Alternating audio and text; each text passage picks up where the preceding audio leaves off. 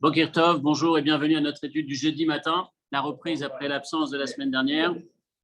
Cette semaine, Parashat Vayishlach, nous allons essayer d'étudier la Parasha en revenant un petit peu sur le parcours des personnages principaux de la Parasha, en faisant appel un peu à la lecture de la Parasha des parachiotes précédentes, essayer de voir quel est le regard enrichissant, peut-être nouveau, partiellement peut-être, qu'on peut retrouver sur, et surtout d'inspiration avec laquelle on peut ressortir de la paracha de cette semaine, en regardant Esav sous un angle différent, Yaakov, Yitzhak, Rivka, tous ces personnages sous un angle différent. Donc on va commencer la paracha en prenant les premiers mots de la paracha et dans la référence numéro 3, le Midrash Rabbah sur les premiers mots de la paracha.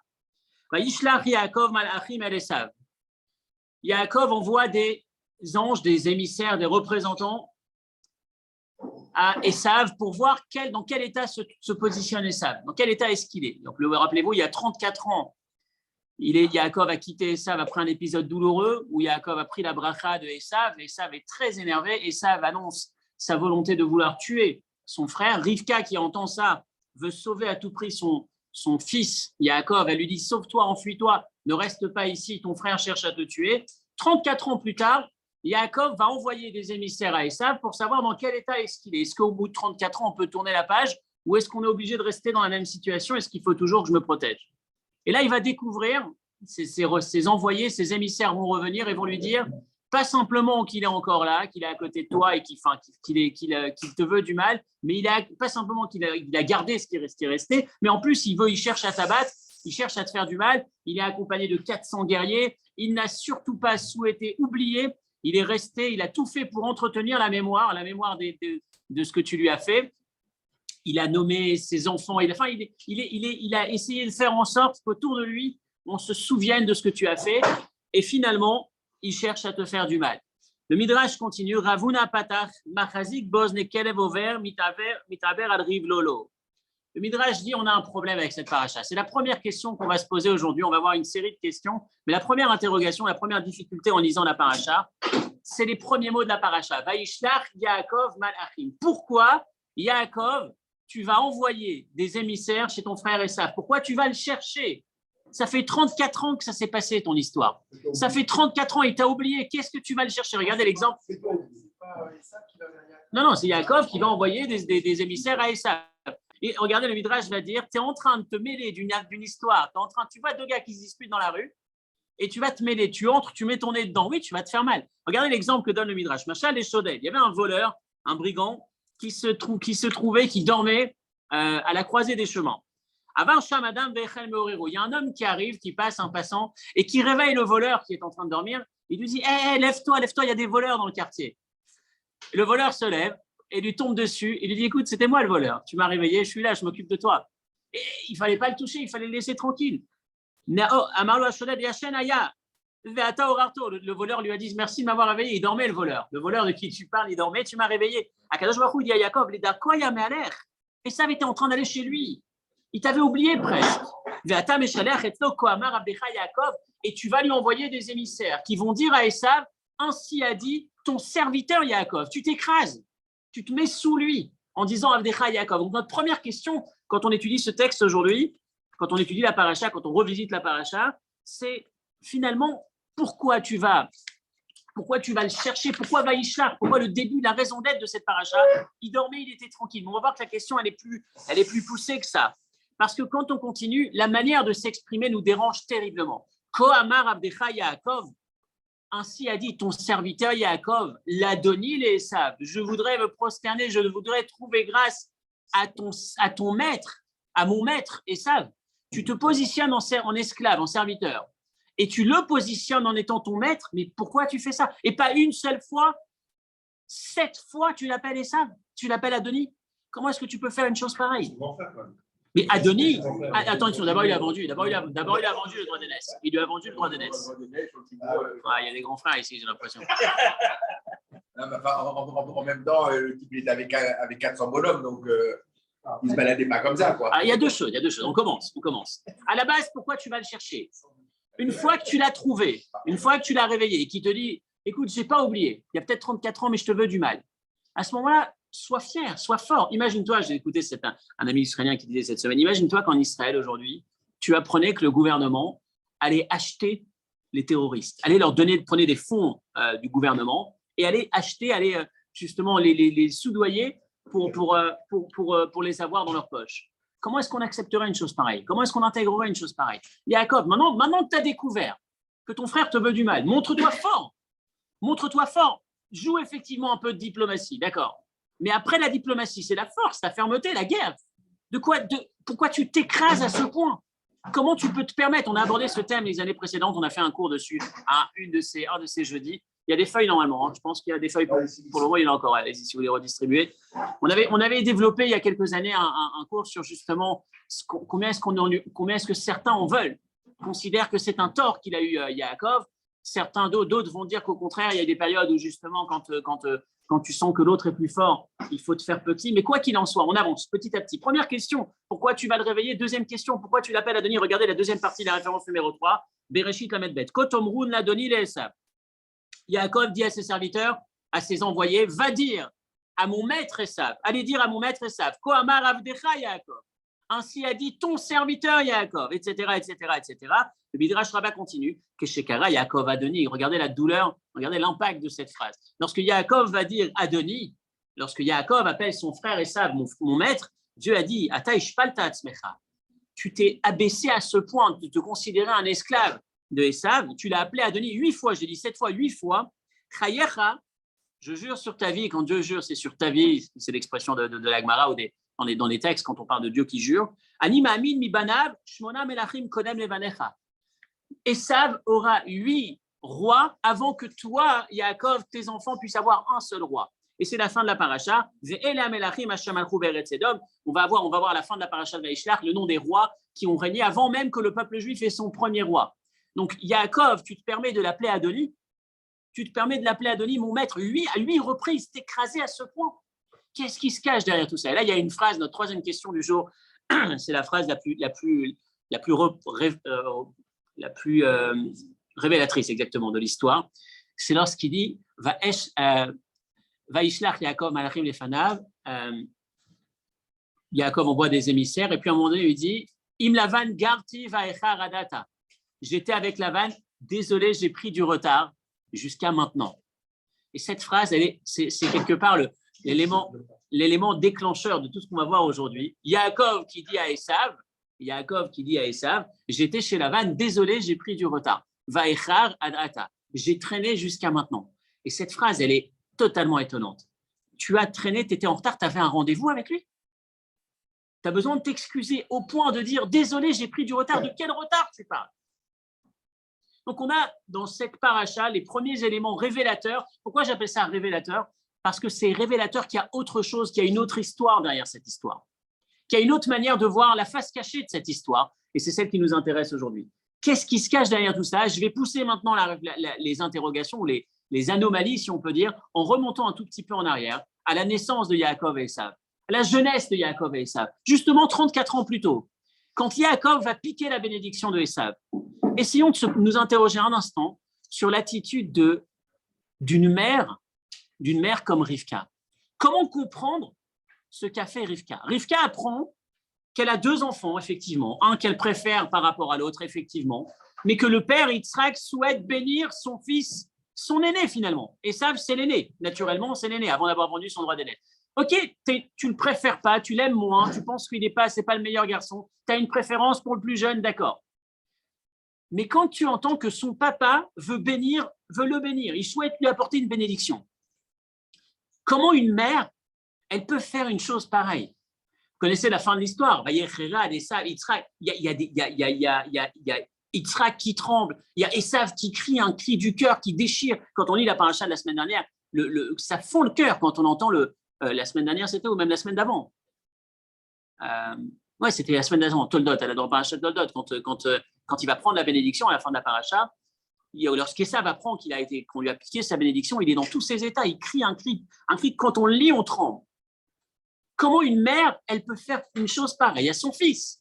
C'est son fils. On lit l'histoire, on voit Esav, c'est le méchant, Yaakov, c'est le gentil. Mais Esav, c'est son fils. Comment tu peux retirer une bénédiction qu'un papa veut donner à son fils, certes, peut-être le plus mauvais des enfants, mais ça reste son fils. Quand Abraham et Sarah, l'épisode précédent, les patriarches précédents, lorsqu'Abraham et Sarah souhaitent qu'Ishmaël ne soit pas à côté d'Yitzhak. On peut le comprendre, Ishmaël, ce n'est pas son fils à Sarah, c'est le fils d'Agar. Donc que Sarah soit révoltée, que Sarah souhaite mettre un de ses enfants à l'extérieur, ce n'est pas son enfant, c'est l'enfant de sa rivale finalement. Mais là, on parle d'une maman, on parle de Rivka, c'est la maman des deux enfants. Tu veux mettre un de tes enfants dehors, ton père, ton mari, le papa, il veut donner une bracha, tu empêches de donner la bracha, prenez la première référence. Maraata Rivka le asir et ta bracha me'esav. C'est Abarbanel, le Abarbanel qui pose la question, comment une mère, elle peut se permettre, qu'est-ce qu'elle a vu pour avoir une attitude aussi, je vais dire un mot un peu dur, mais aussi cruelle. Une maman, normalement, elle ne peut pas faire ça à son fils. Une maman, si on rend hommage aux mamans, c'est celles qui sont capables de se donner totalement, qui se donnent totalement pour leurs enfants. Une maman, on ne sait pas quand est-ce qu'elle a le temps de manger, quand est-ce qu'elle a le temps de dormir. Elle est constamment présente pour ses enfants, jour et nuit, n'est-ce pas? Je vois que...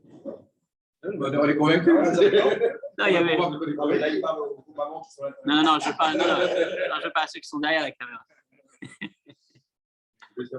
Comment Rivka a pu faire une chose pareille? Biyoto Bena Agadol, Esav, c'était son fils aîné à elle. Velo Mishpata Berachot, et ses bénédictions lui étaient destinées. Comment tu peux enlever les bénédictions qui sont destinées à ton fils? Ou Mishlach Bedalim, et toute ton histoire d'embrouille où tu vas faire en sorte que Yaakov se déguise, tout ce mensonge que tu fais, où est-ce que tu vas avec ça? Comment est-ce que tu peux avoir autant de cruauté presque par rapport à ton fils? Qu'est-ce qui se passe ici? Et la question la plus difficile, la référence numéro 2, toujours dans ce même lot de questions de l'attitude de Rivka, dans l'incompréhension de l'attitude de Rivka, c'est une bracha, une bénédiction, elle est destinée à quelqu'un. Comment est-ce que tu veux, qu'en jouant en stratagème, en se déguisant, en mettant les vêtements de l'autre, etc., le père, il a en tête de bénir son fils Esav. C'est Esav qui est béni. Regardez la référence numéro 2. Vaishlach Yitzhak et Yaakov. Pardon, ce n'est pas la référence numéro 2. C'est... il n'est pas cité dans le texte. Je vais vous citer dans mon texte que je pensais qu'il était photocopié, mais il n'est pas photocopié ici. La référence, théoriquement, c'est dans la suite. Excusez-moi. Ashela Ashishit, à moins que c'est déjà ici. Non. Oui, c'est ça, c'est la dernière ligne de la première référence. Troisième ligne. Ve'er chashva Rivka. Comment Rivka a-t-elle pu penser chez Abrachot, chez Itan Yitzhak Bechoshvo, chez où Esav, que les brachot que va donner Yitzhak à son fils en pensant les donner à Esav, il ne voit pas. Donc il est en train de donner des brachot à Esav. Quoi? Parce que c'est Yaakov qui est devant. Yoïl ou Yaakov, comme si Yaakov qui est devant, c'est lui qui va prendre la bracha. On ne prend pas une bracha. Tout est en fonction de la kavana, de ce que tu as dans la tête. C'est pas que tu files un paquet, une boîte, un paquet cadeau. Je suis en train de bénir mon fils. Je pense à lui très fort. En face de moi, j'ai un autre. C'est mon fils qui est béni. C'est pas la personne qui est en face de moi. Oui, pardon. La base du bracha, c'est de révéler le potentiel d'une personne. Mais le potentiel de lui, on ne bénit pas un enfant comme un autre enfant. Chaque enfant, il a sa bracha qui lui est spécifique. Ça veut dire que si on donne une bracha d'un enfant à un autre enfant, en théorie, ça ne fonctionne pas. Je suis d'accord avec toi. Parce que c'est bracha, c'est révéler le potentiel. C'est la difficulté qu'on a. Ça fait partie des difficultés. Et pour terminer le lot des questions, avant de continuer, je résume ce qu'on a vu jusque-là. Il doit y avoir encore des feuilles. Si vous voulez avoir des feuilles, elles sont un peu partout. Voilà.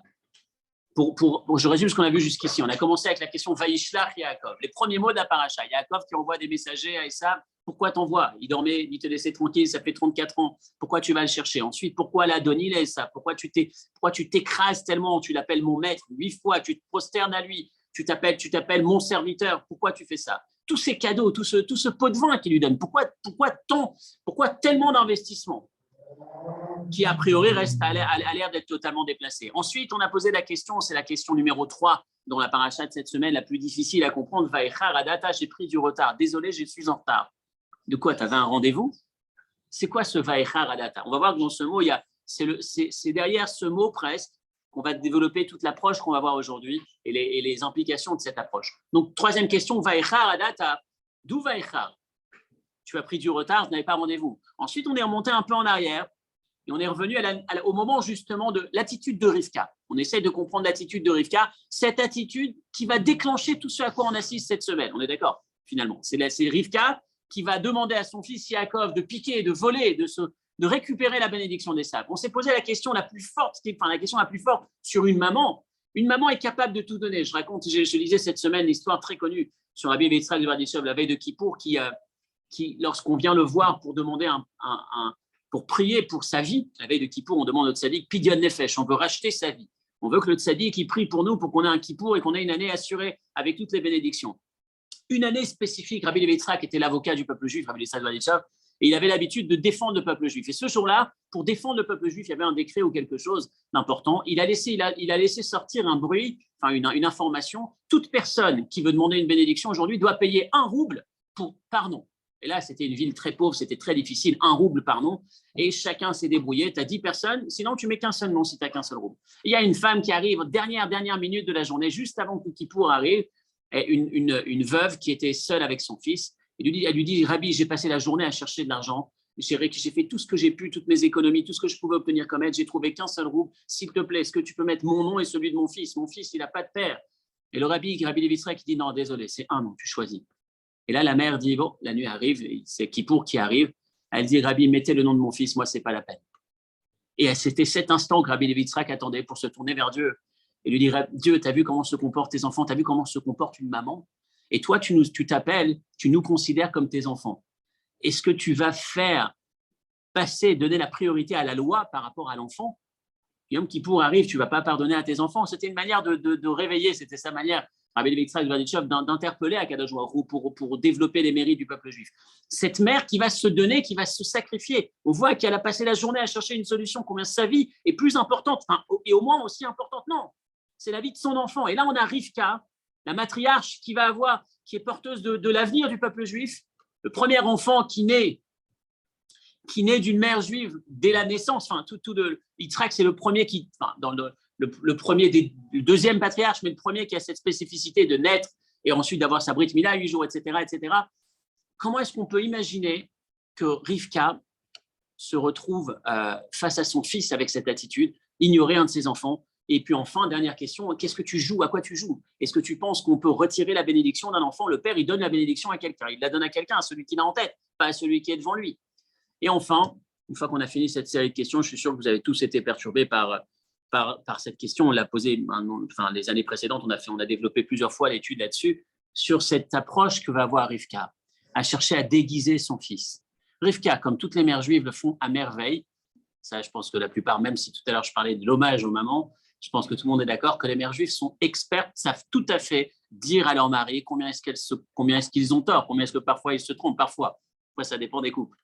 N'est-ce pas? Est-ce que Rivka ne pouvait pas simplement dire à son mari, c'est une question qu'on a à chaque fois qu'on lit ce texte, Yitzhak, tu penses que ton fils Esav est parfait, tu veux lui donner la bracha, mais ce n'est pas lui qui est bon, c'est Yaakov qui est parfait. Esav est très dangereux, Esav se comporte avec violence, il ne se comporte pas comme il faut, ce n'est pas lui qui doit recevoir cette bracha, c'est un danger. Si tu lui donnes cette bracha, tu mets le monde en danger, tu sais qui tue, tu sais qui vole, tu sais tout ce qu'il fait.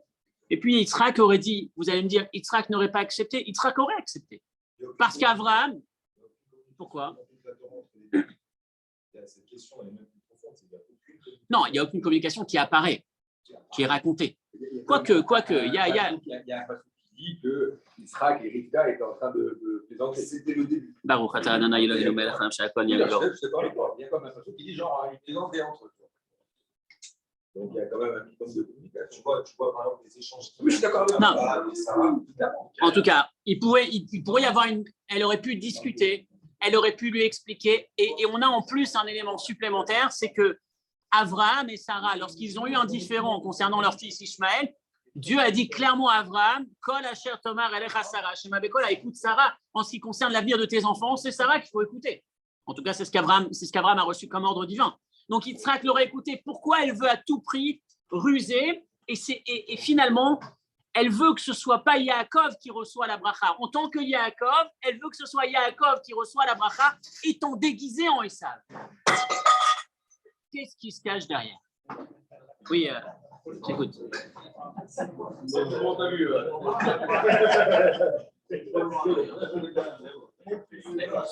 Il avait 14 ans où il était à la yeshiva avant d'aller chez Lavan. Ensuite, il arrive chez Lavan. Il a eu des 14 ans pour épouser ses 2 femmes. Et quand il veut s'en aller, son beau-père lui dit c'est 14 et 20. C'est 14. Les premières 14, il était à la yeshiva avant d'aller chez son beau-père. Puis ensuite, quand il arrive chez Lavan, son futur beau-père, il veut épouser Rachel. Il va travailler 7 ans. Il va se tromper. Il va être trompé puisqu'on va lui donner Léa à la place de Rachel. Pour ensuite pouvoir effectivement épouser Rachel, il va attendre encore 7 ans. Donc, ça fera 14. Et après, il va lui faire attendre encore 6 ans avant de le libérer. Il va lui dire maintenant, je voudrais bien que tu travailles pour moi. Et c'est. Il est sorti de chez Lavan, il a été. En sortant de chez Lavan, il envoie Vaïshlach, Yaakov, Malachim, il envoie ses émissaires pour se dire bon, maintenant, ça y est, j'ai ma famille. J'ai traîné un peu chez Lavan, comme il lui dit, j'ai traîné un peu chez Lavan, je suis en retard, excuse-moi du retard. Et c'était notre question numéro 3. Quel retard? De quoi est-ce que tu parles? Donc, voilà nos questions. Prenez la référence numéro 3, les derniers mots de la référence numéro 3. Dans le Mahamar, Bechol Banaïch, le Rabbi explique en 81, Beresh Parashaten Ukti Vaïshlach Yaakov Malachim Lefanav, c'est les derniers paragraphes avant la référence numéro 4. Au début de notre paracha, il est écrit Va'echar Adata. Va'echar, j'ai pris du retard jusque-là. Et Mashma Utakatuvu, le sens du verset où chez Yaakov, Hayatzarich Lavo El Esav. Ça veut dire quoi, j'ai pris du retard? Ça veut dire en fait, j'aurais dû venir plus tôt. Yaakov est en train de dire à Esav, en vrai, il était prévu que je vienne plus tôt. Venatan Tam, je te prie de m'excuser, j'étais retenu chez Lavan. Il s'explique, il justifie son retard. Cette phrase est très importante. C'est ce que je disais tout à l'heure, elle est révélatrice. Pourquoi tu as besoin de dire Vaïchar? Et la question qui se pose, c'est pourquoi tu as besoin de te dépêcher jusqu'au point d'avoir à te justifier, d'évoquer une raison valable pour justifier ton retard? Qu'est-ce qui se la gère, tout ça? Donc voilà, on a fait le tour des questions.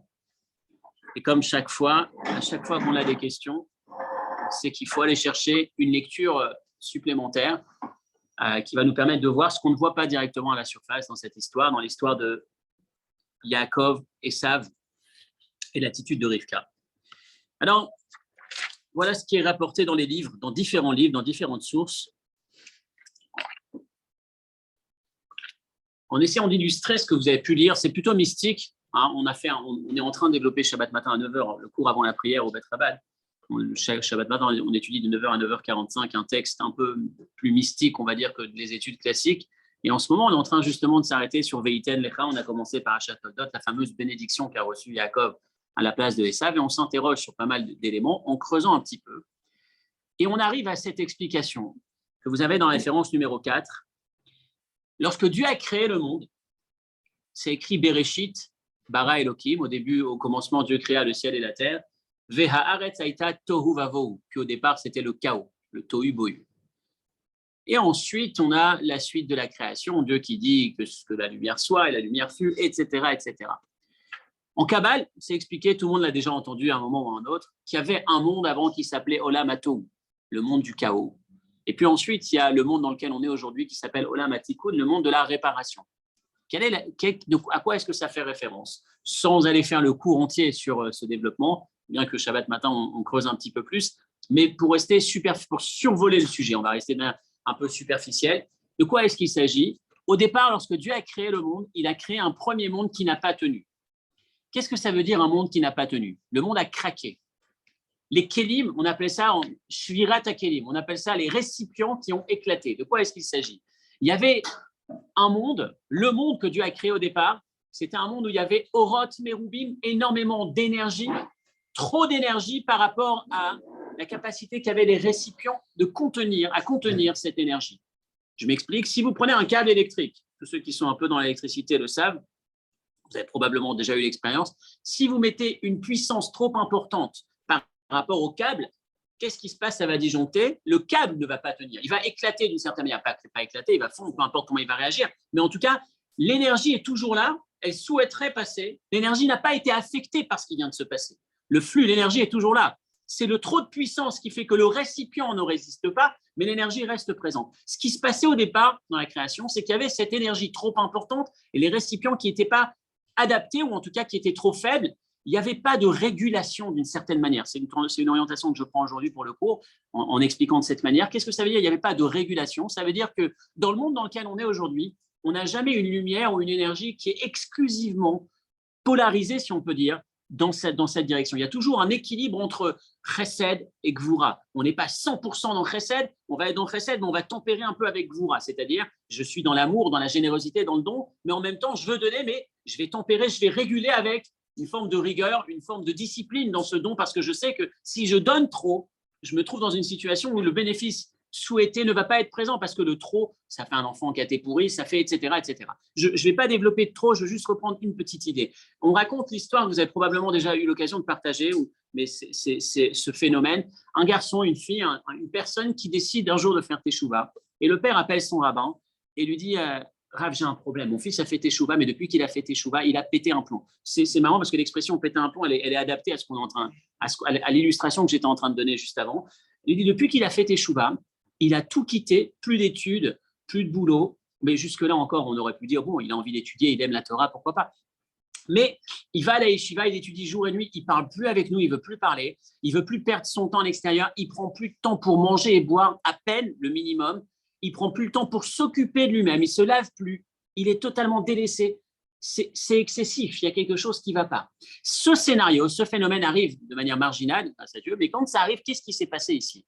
Il s'est passé que lorsqu'on est extrémiste dans sa démarche, lorsqu'on est plein de oroth, lorsqu'on est plein oroth en hébreu, c'est-à-dire d'énergie, de lumière, et qu'on n'a pas les récipients pour contenir, qui ne sont pas adaptés à ce taux d'énergie, quand je suis un passionné impulsif. J'ai plein de ressources, plein d'énergie, mais je n'ai pas le cadre pour mettre tout ça en œuvre.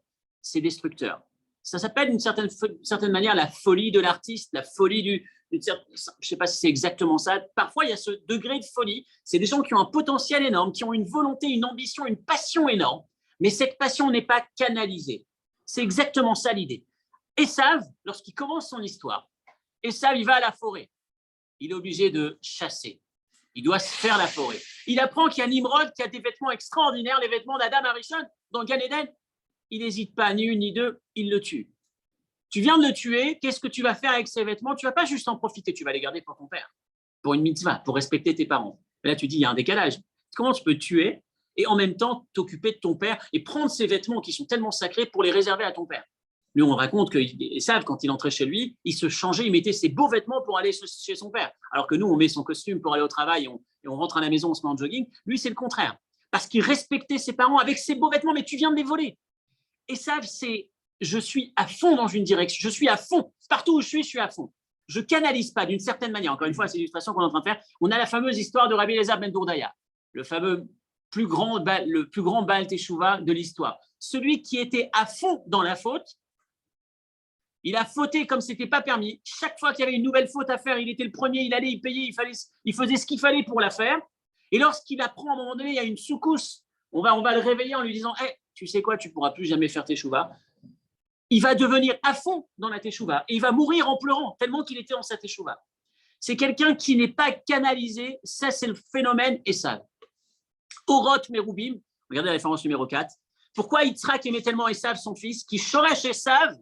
Parce que Esav provient, la source, la racine de Esav, spirituelle, Minitzotzot de Olam HaTohu, de ce fameux monde du chaos, le Tohu. Mais attention, Tohu, ce n'est pas un monde plus faible, c'est un monde plus élevé, plus d'énergie. Moins de récipients, mais plus d'énergie. Et il y a quelques résidus de ce monde qui sont tombés dans les âmes de certains sur Terre. En l'occurrence, Esav va récupérer un de ces morceaux. De Esav va sortir Rabbi Akiva. Rabbi Akiva, c'est encore une fois un passionné. 24 ans investi dans l'étude de la Torah. Rabbi Akiva, celui qui va nous permettre d'obtenir la Torah aujourd'hui. Esav, c'est encore une fois ce type de caractère, si on peut dire. Oroth Merubim, il y a énormément d'énergie, il manque de canalisation. Mais il y a beaucoup de potentiel, il y a un potentiel énorme. Et donc, qu'est-ce qui se produit à ce moment-là? On va répondre à notre question. Il y a deux volets dans les questions. Il y a le volet Vaishlach, Yaakov qui va s'écraser à Esav, et il y a le volet Rivka, la mère qui se comporte mal vis-à-vis d'Esav. On a deux questions, deux types de questions dans toutes les questions qu'on a abordées. Qu'est-ce qui se produit ici? Esav, en vérité, et c'est ce qui est intéressant pour nous, Esav, ce n'est pas simplement Esav le méchant, Esav le mauvais. Esav, c'est le potentiel particulièrement élevé. Yitzhak veut bénir Esav. Pourquoi Yitzhak veut bénir Esav? Parce qu'il a vu ce potentiel. Il s'est dit il a besoin d'une bénédiction pour pouvoir exploiter ce potentiel. Rivka, qui est à côté, elle a un avis différent. Elle n'est pas complètement d'accord avec son mari. Elle dit à son mari, tu veux donner la bénédiction à Esav, je suis d'accord, mais Esav tout seul ne saura pas gérer ce que tu vas lui donner. Il a besoin d'être accompagné de Yaakov. Elle ne veut pas, dans sous l'angle qu'on est en train de voir aujourd'hui, elle ne veut pas simplement que Esav soit spolié d'une certaine manière, qu'il n'ait pas sa bénédiction. On a posé la question tout à l'heure, comment une mère peut se comporter de cette façon? C'est impossible. Rivka voulait que son fils, voulait qu'Esav reçoive la bénédiction. Mais elle souhaitait que Esav reçoive la bénédiction exclusivement en partenariat, en passant par Yaakov. Yaakov déguisé en Esav, c'est Yaakov qui va s'associer, qui va permettre à Esav, qui va l'accompagner vers la révélation. L'accomplissement de ce potentiel extraordinaire qui dépasse même celui de Yaakov. Chez Esav, et c'est l'histoire de l'humanité. Jusqu'aujourd'hui, on accompagne d'une certaine manière ce travail. On essaye de récupérer, d'élever, de permettre à Esav d'atteindre, d'exploiter ce potentiel extraordinaire en étant encadré par Yaakov. Vaishlach Yaakov Malachim. Juste avant de continuer sur Vaishlach, regardez deux détails très étonnants dans la paracha, dans l'histoire de Rivka. Rivka qui est très méchante en apparence avec Esav. Et pourtant, la dernière fois qu'elle est citée, Rivka de son vivant, c'est M. Yaakov et Esav. On cite Rivka comme étant la mère de Yaakov et de Esav. Vous l'avez en référence numéro 2. Vaishlach Yitzhak et Yaakov, la fin de parachat Toldot. Yitzhak envoie son fils Yaakov vers Lavan. Qui est Lavan? Regardez comment la Torah nous cite Lavan. Lavan, c'est le frère de Rivka qui est la mère de Yaakov et de Esav. Rashi, il lit ce texte, il dit, je ne sais pas ce que ça veut dire. La mère de Yaakov et de Esav. On a besoin de nous citer, la Torah a besoin de nous dire, en fin de vie de Rivka, Yaakov et Esav, on sait, on connaît. Toute la vie de Rivka a été mouvementée par ces deux garçons, ces deux jumeaux qui sont terribles, qui se battent, qui se piquent les bénédictions, qui se volent le droit d'aînesse, qui se vendent le droit d'aînesse, etc., etc. Qu'est-ce que tu as besoin de me dire? La dernière fois que tu me cites cette dame, cette grande matriarche, Rivka, tu dis Yaakov, en fait, rappelez-vous, c'est la mère de Yaakov et de Esav. Qu'est-ce qui se cache derrière? Il se cache derrière justement cette information. Ne croyez pas un seul instant que Rivka ait laissé tomber Esav. Yaakov et Esav, la philosophie de Rivka, c'est que Yaakov et Esav, ils marchent ensemble. Je les aime autant. Et là, vous avez un deuxième commentaire vraiment extraordinaire qui va nous dire que, plus que ça encore, on a l'impression que Rivka, elle a son chouchou Yaakov et que Esav, c'est Yitzhak. Et que Rivka, elle ne supporte pas Esav, ça ne s'entend pas. Il y a un verset totalement énigmatique en plein milieu de la paracha de, je crois que c'est cette semaine, Vatamot Rivka, référence numéro 2, deuxième paragraphe, Vatamot Dévora Meneket Rivka. En plein milieu, au milieu de nulle part, en plein milieu d'une histoire, on a Déborah qui est morte. On ne sait pas qui est Déborah. La Torah nous dit Déborah, je vous apprends, c'est Meneket Rivka. C'était la nounou, la nourrice de Rivka. Imaginez-vous, c'est celle qui a dû aider Rivka quand elle a eu ses deux jumeaux. On imagine qu'avec deux jumeaux, ce n'était pas facile. Elle a dû faire appel à une nounou. Meneket Rivka, littéralement, ça veut dire la nounou. Il y a qui disent qu'elle est venue avec elle. Alors, attends. Vatikaver mitachat levetel tachat alon. Elle a été enterrée, cette nounou, tachat alon, en dessous d'un certain arbre là-bas. Et on a appelé cet arbre Alon Bachut. On a nommé ce monument. Dorénavant, c'est un endroit qui s'appelle Alon Bachut. L'arbre, je crois que c'est plus ou moins l'arbre, je ne suis pas sûr. Bachut, hein? Voilà. Bachut sur lequel on a pleuré. Et là, on se pose la question, depuis quand la babysitter occupe une place aussi importante dans la Torah pour qu'on ait le deuil, qu'on ait les larmes et qu'on ait un monument? Et regardez Rashi, et Rashi va commencer le commentaire et le Ramban va terminer, un commentaire hors du commun. Rashi va dire, Midrash Haggadah, en vérité, dans cette histoire, on te parle de la disparition de Dvorah, mais pas que de Dvorah. En vérité, il y avait une autre qui est morte en même temps, mais sur laquelle on n'a pas voulu trop parler. C'est Rivka qui est morte aussi, en même temps que cette nounou. Mais on n'a pas voulu parler de la mort de Rivka. Pourquoi? Et c'est pour ça, regardez, Alon Belashon Yevani, Alon, ça veut dire Acher, un autre. Bachut, comme s'il y avait deux raisons de pleurer. Il a appelé cet endroit Alon Bachut parce qu'on a pleuré pour Dvorah, mais on a aussi pleuré pour Rivka. Et on n'a pas voulu révéler, on n'a pas voulu diffuser la mort de Rivka pour ne pas que les gens disent Keres Shiatsa Esav Mimenu, pour ne pas que les gens disent oh, quand on apprend Rivka est morte, c'est qui Rivka? C'est celle qui a donné naissance à ce tueur, à ce terroriste, à ce criminel, en parlant d'Esav. Donc jusque-là, Rashi nous dit on n'a pas voulu, la Torah aussi n'a pas voulu mettre en avant la mort, le moment, cet événement a été discret, la mort, la disparition de Rivka, parce que les gens parlaient mal, auraient parlé mal. Mais le Ramban va continuer. Pourquoi les gens auraient mal parlé? Écoutez ça. Parce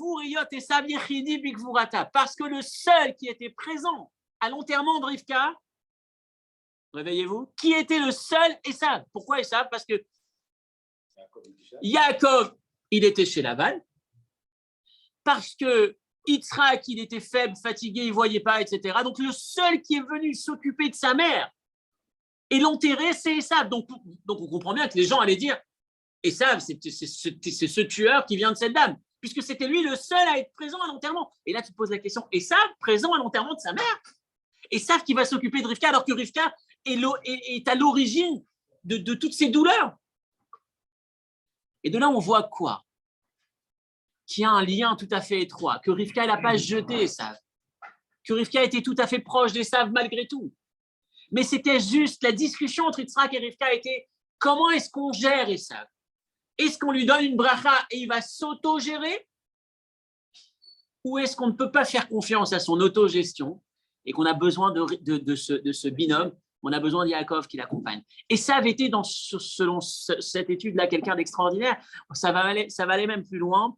Je ne sais plus où est la source. Il y a une source qui dit que Yaakov, pendant les 9 ans qui ont suivi, il accompagnait son frère Esav en permanence. Il lui envoyait des cadeaux à chacune des fêtes. Je ne l'ai pas sous les yeux. Ah, merci de... Mais je cherche les années qui ont suivi, je crois. Voilà, c'est Bereshit Rabba Aïn He. Il est cité dans 3 paragraphes à partir du bas. Rabbi Avin Beshem Rabbi Chonia Amar, Tet Shanim Ayamechabel et Esav Beotodoron.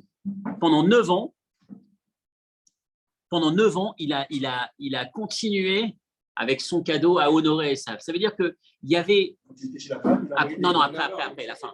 Après. Ça veut dire que Yaakov et Esav étaient étroitement liés. Que Yaakov a compris.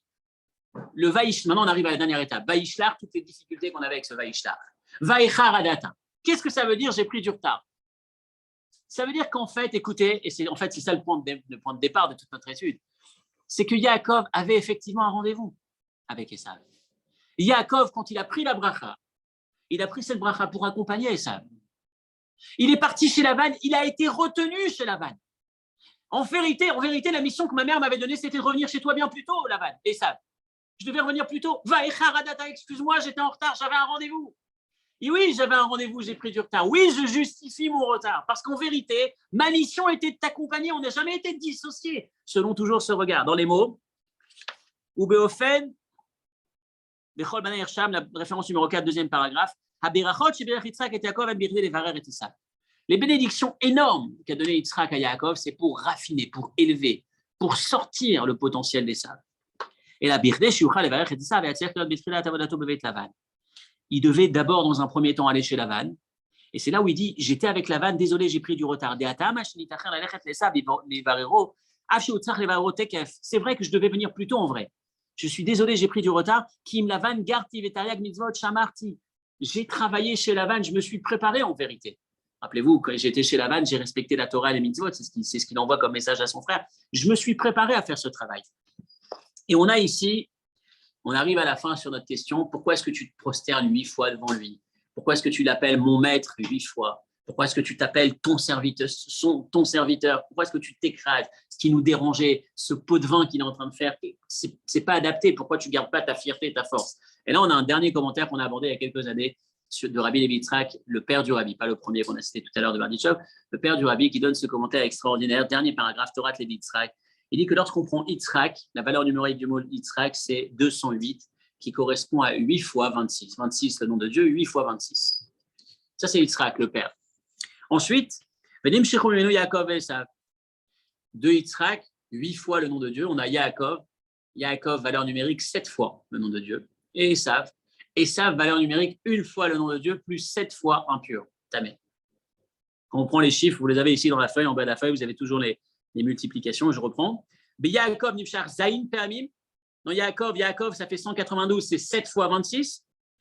Et le dernier, le 8e qu'Yitzhak avait, est passé chez Esav. Esav, c'est 376, ça fait Tamé, qui représente, une seconde, 26, pardon. Il y a 1 fois 26 et 7 fois 50. 50, c'est Tamé. Tamé, c'est 50. 9, 1 et 40, 50. Donc, 7 fois 50 plus 26, c'est égal à 376. Donc, je reprends. Yitzhak, il a 8 fois le nom de Dieu. C'est un peu de chiffre, mais l'idée est très intéressante dans la conclusion surtout. 8 fois le nom de Dieu, 7 fois chez Yaakov. Esav, il a 1 fois, mais ensuite, il a 7 fois impur. Quand Yaakov va venir voir son frère Esav, il va se prosterner devant lui 7 fois. Je recommence. Puisqu'il a 7 fois le mot impur en lui, Yaakov devait travailler avec les 7 noms de Dieu qu'il possédait pour les transformer. Mais à la base, Esav détestait Yaakov parce qu'il avait 7 fois impur en lui. Mais il explique à l'idée, lorsqu'il va 7 fois se prosterner, lorsqu'il va l'enlacer, il va le débarrasser de ces 7 fois impurs. Et qu'est-ce qui va émerger? Le nom de Dieu qu'il avait en lui. Il y a cette idée où finalement le travail était. Donc tout ce à quoi on assiste dans la paracha de la semaine, nos 3 premières questions. Pourquoi tu vas le réveiller? Tu vas le réveiller parce que c'était ta mission, c'est pour ça que tu as pris cette bracha. Pourquoi tu t'écrases 7 fois lui? Parce que c'est pas s'écraser, c'est l'aider à se débarrasser de ce qu'il possède de négatif. Et pourquoi tu dis Vaïchar Adata, j'étais en retard? Oui, j'étais en retard, j'avais rendez-vous avec toi. Ensuite, on revient aux questions qu'on s'est posées sur Rivka, l'attitude de Rivka. Rivka, elle détestait pas son fils, elle n'a pas jeté son fils. Elle voulait qu'il récupère cette bracha, mais d'une bonne façon. Où est-ce qu'on va avec toute cette étude? Où est-ce que ça nous emmène tout ça? C'est forcément, on comprend complètement la direction. Si déjà un Esav, mais le Esav, parce que j'aime dans cette paracha, dans toutes ces parachiotes, c'est qu'il y a toujours le Esav et il y a toujours le Esav d'aujourd'hui. Esav, c'est pas juste Esav. Il y a Esav aussi d'une certaine manière d'aujourd'hui. Le message que Yaakov est en train de nous envoyer, c'est Esav, il est descendu d'une maman juive, il est juif. Il est peut-être moufra en hébreu, comment on dit moufra? Il est dérangé. Il est dérangé dans le sens où il n'est pas canalisé, il est extrémiste, il est excessif, il est ce qu'on a expliqué tout à l'heure, Orot Merubim, énormément d'énergie, énormément de passion, mais tout ça a besoin d'être canalisé, il y a besoin de Yaakov. Mais en tout cas, si tu creuses chez un Esav, voilà ce que tu découvres. Ne désespère pas. Si déjà on le fait, Yaakov le fait avec Esav, le Esav. Le message qu'il nous envoie, c'est que chaque fois que tu as en face de toi quelqu'un, un enfant difficile, un adulte difficile, quand quelqu'un est difficile, dis-toi que c'est quelqu'un qui a besoin de plus que de simplement ton cadre. De plus que de simplement ton cadre. Et rappelle-toi que Dieu est hors cadre à la base. Dieu n'est pas simplement enfermé dans une structure. J'ai entendu ce témoignage d'un homme, un homme qui est extraordinaire, qui se dévoue, qui donne sa vie pour les jeunes qui ont malheureusement abandonné le chemin de la Torah. Un jour, il se trouve dans un hôtel, il a payé son hôtel pour un club à Kippour, un hôtel de prière et de conférences et d'inspiration pour passer son Kippour. Il arrive dans cet hôtel et il découvre qu'il y a des jeunes dont les parents sont dans cet hôtel, mais les jeunes ont décidé d'être dans un autre chemin malheureusement que celui de la Torah. Et ils avaient décidé de faire Kippour à la piscine de l'hôtel et au bar de l'hôtel. Et pendant Kippour, ils étaient dans la piscine avec des bières. Et lui, cet homme extraordinaire, il va passer l'essentiel de son Kippour à la piscine avec eux au bar. Pas qu'il va boire avec eux, mais il va parler avec eux. Il va rester avec eux. On peut se poser la question quelque part, attends, ta place, elle est à la synagogue. Je ne suis pas en train de dire que c'est une invitation à le faire. J'explique simplement la finesse de son attitude. C'est prendre conscience que si en face de toi, tu as un Esav, tu as l'impression d'avoir quelqu'un qui est Esav. C'est peut-être quelqu'un qui ne fonctionne plus avec le cadre. D'aller simplement lui dire, Dieu demande à Kippour que tu sois à la synagogue, pour lui, ça ne correspond pas. Il a besoin toujours de Dieu. Il n'est pas coupé de Dieu. Mais il a besoin de Dieu qui est plus grand que simplement le cadre ou la structure. Et que tu vas aller chercher justement, en étant capable de lui montrer qu'il y a plus que ça, qu'il y a plus grand, qu'Akadosh Baruch Hu se trouve aussi hors cadre. C'est un peu le passage de l'enseignement qu'on peut retirer en finissant avec cette histoire du rabbi du Admour Emsaï, je crois. Non, je ne me rappelle plus qui c'est. Non, c'est une histoire du père du rabbi. Les noms m'échappent. Mais en tout cas, c'était dans la Russie communiste, quand on sait comment est-ce qu'ils guettaient la pratique religieuse, comment est-ce que ça coûtait cher de pratiquer la religion en Russie. Et il y a un jour une femme qui vient voir le Rav, je crois que c'était, encore une fois, le nom du Rav m'échappe, qui va le voir et qui lui dit Rabbi, Rav, j'ai ma fille ou une fille juive qui doit se marier, on a besoin de faire une choupa. Est-ce que tu peux nous organiser la choupa? Il est minuit, ou c'était une nuit, dans la nuit cachée, encore une fois, pour ne pas se faire attraper, on n'a pas le droit de faire une choupa, c'était grave. Et donc, ils arrivent à réunir 9 juifs, le Rav avait l'impression que c'était sincère, et donc il arrive à réunir 9 juifs qui sont prêts, ils sont 9 finalement, il manque le 10e. Il n'arrive pas à trouver le 10e, et la nuit est tard, maintenant il se fait tard, on n'arrivera pas à trouver le 10, il faut à tout prix faire ce mariage. Et le Rav en question, il sait qu'à l'entrée de son immeuble, au rez-de-chaussée ou au premier étage, il y a un juif communiste qui appartient au parti communiste, et qui a été posté à cet endroit pour noter les allées-venues, justement pour le dénoncer, pour démanteler le judaïsme qui est présent dans cet immeuble. Et le Rav, il n'hésite pas, il va le voir, il tape à la porte, il lui dit, écoute monsieur, on est 9 là-haut, il manque un 10e pour faire une choupa, pour faire un mariage, est-ce que tu peux venir? Et l'homme lui dit, mais tu sais qui je suis. Il lui dit, écoute, peu importe, maintenant il y a une dame qui a besoin, il y a un couple qui a besoin d'être fondé, un foyer qui a besoin d'être fondé, on a besoin de 10. Et l'homme vient, il assiste à la choupa du début à la fin, et en sortant, il voit le Rav, il lui sort sa carte du parti, il lui dit, vous savez qui j'étais? J'ai plus besoin de ça, je veux pas de ça. Il lui donne, il dit, je veux plus avoir affaire à ça. Encore une fois, l'étincelle de cette histoire, l'essence de cette histoire, c'est de se dire finalement, on a quelqu'un sur lequel on peut avoir mis un X, c'est un Esav, moins, ou un Esav plus dans le sens négatif. Et on s'aperçoit que finalement, si on creuse, lorsqu'on ne désespère pas, il a cette neshama, il a cette âme en lui. Il faut juste avoir une approche. Il faut jamais, encore une fois, il faut toujours se dire quel est le regard que je peux avoir, comment est-ce que je peux l'aider à découvrir et à révéler le potentiel qu'il possède. Excellente journée, Shabbat Shalom. Je réponds aux questions tout de suite.